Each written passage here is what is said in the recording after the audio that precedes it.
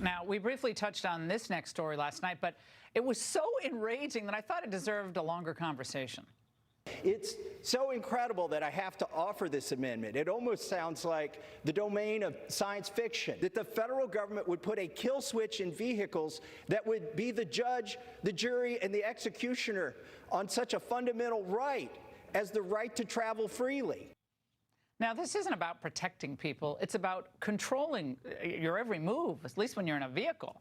And it's something that the left and the federal government want you to kind of get used to.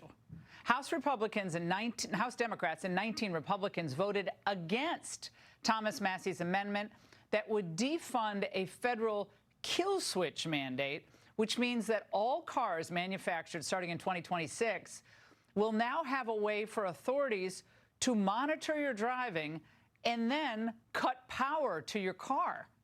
Oh, what could go wrong with that?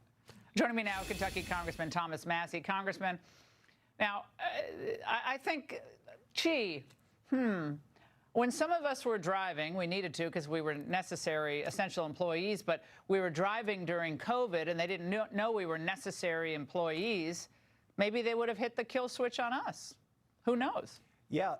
You know, people said I'm a conspiracy theorist for saying this is in the legislation, but I actually had to read the Democrats, the bill that they passed 2 years ago. They passed this in 2021 as part of a 1,039-page bill to require that your car can monitor your driving performance, and if it thinks you're not driving well, it can disable your vehicle. Imagine you're a mom with kids in the car, and you swerved for a deer, and then you pulled over for an emergency vehicle to go by, and you've only got one swerve left. I mean, how terrible, before it shuts you down and takes you to the side of the road. My question is, how do you appeal your conviction when you're sitting at the side of the road with a car that won't run, who knows where, stranded? Here's your colleague from Michigan, of course, auto industry capital of the world, Representative Debbie Dingell. She reacted to your amendment. We need to stop drunk driving by making impairment prevention technology standard in new vehicles. It does not mandate kill switches or allow data collection that invades vehicle occupants' privacy. I protect data privacy in vehicles probably more than the sponsor of this does. It's ridiculous, and it doesn't monitor how you drive. Congressman, please respond to those mellifluous tones. Well, she needs to read the bill that she voted for. That's the problem. It does. And after she said that, I did read her the bill. Here's the other thing. This isn't a breathalyzer.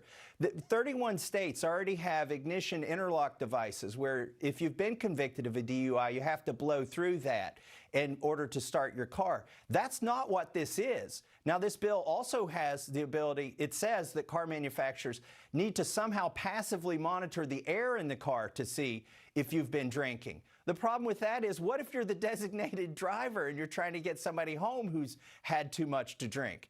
There's so many ways this could go wrong. It's basically a backseat driver, a nanny. And to her point about privacy, I'm worried about that as well. How do you know if somebody's driving well on the road they're on unless you know which road they're on? So you need to know their location. Who has access to this information? Is there going to be a camera that's watching your face as you drive to make sure you're looking at the road? Who gets that data, and do they need a warrant?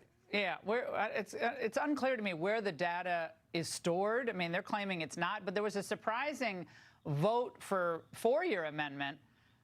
Maybe not that surprising if she's a real liberal. Yep. Alexandria Ocasio-Cortez, so she's with you. Finally, we got some bipartisan agreement, even if the amendment failed.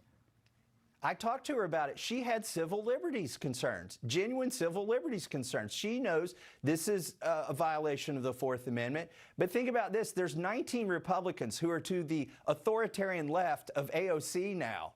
So that's my question, is not why did I get a few Democrats to vote for it, but why were there Republicans who want to keep this mandate in cars? For any of this regulation. We have enough. We're getting killed by regulations in this country. Congressman, thank you for alerting us to this. We really appreciate it.